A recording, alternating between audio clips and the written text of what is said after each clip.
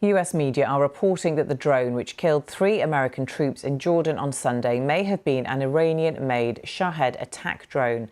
Tehran has denied involvement, but the US has vowed to retaliate. For analysis on the attack and accusations by the US of Iranian involvement, my colleague Catriona Perry talked to Michael Singh with the Washington Institute. He's a former senior director for Middle East Affairs at the White House National Security Council. Well, I think the key thing for the president is that there has to be a very clear line when it comes to the killing of American personnel. And so whatever responses he may have had in the past to attacks on U.S. facilities, attacks on U.S. interests, any response to the killing of American servicemen needs to be much more significant so that Iran in particular, but also Iran's proxies, receive the message that this simply won't be tolerated. And so, look, in the past, we've been engaged in this sort of tit for tat with Iranian proxies.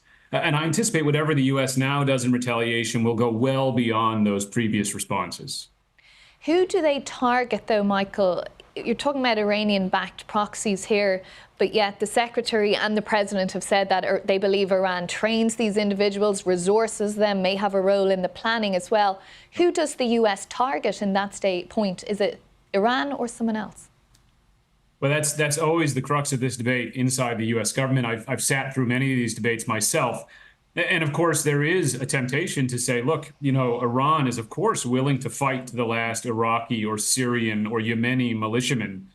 This is why they put a gun in their hands and say, go fight, but is perhaps much more reluctant to take a risk that Iran itself might be targeted. But weighing against that, of course, is the worry that the U.S. response could fuel the very regional escalation we're seeking to avoid. And so that will be the tension inside the White House debate.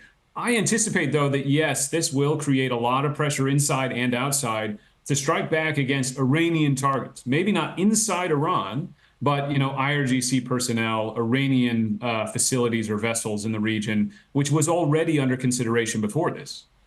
And those considerations are all military-level considerations. I mean, there are plenty of sanctions against Iran at this point, which clearly haven't worked as a deterrent from the U.S. perspective. That's right. I think that sanctions won't be deemed an adequate response. You may see sanctions as part of an American response, but I think responding only with non-military measures, whether they be economic or diplomatic, would be taken inside the U.S. as woefully insufficient. So President Biden would come under significant pressure. But that's not to say that there won't be a combination of tools utilized here and that there won't be messages, frankly, to Iran as part of whatever U.S. response comes.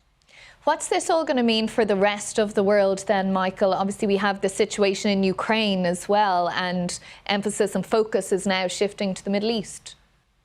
Well, it'll be quite complex because those states which are contributing to the U.S.-led military engagement in the region, say those who are participating in Operation Prosperity Guardian, themselves may worry that they could be seen as easier targets for retaliation by Iran. And so there'll be a number of states that will need to be acting now to safeguard their interests, their citizens, and so forth.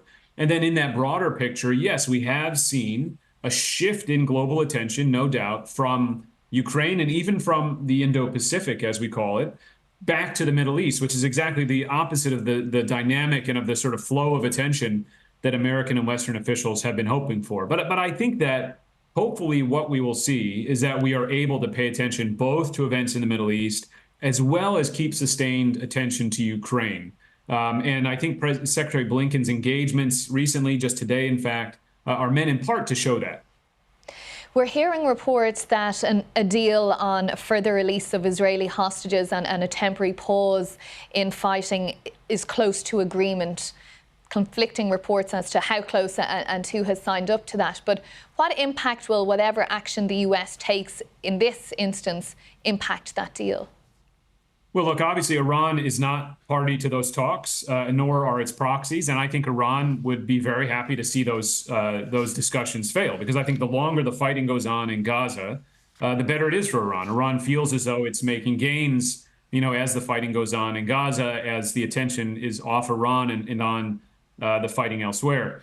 But I don't actually think that the U.S. response will detract from our ability to get a ceasefire deal done. In fact, you could argue that being willing to show a bit of toughness and a bit of resolve might be something that actually enabled us to do a better job of getting these types of deals done, because it may make Iran's proxies worry that, okay, perhaps now we have pushed too far.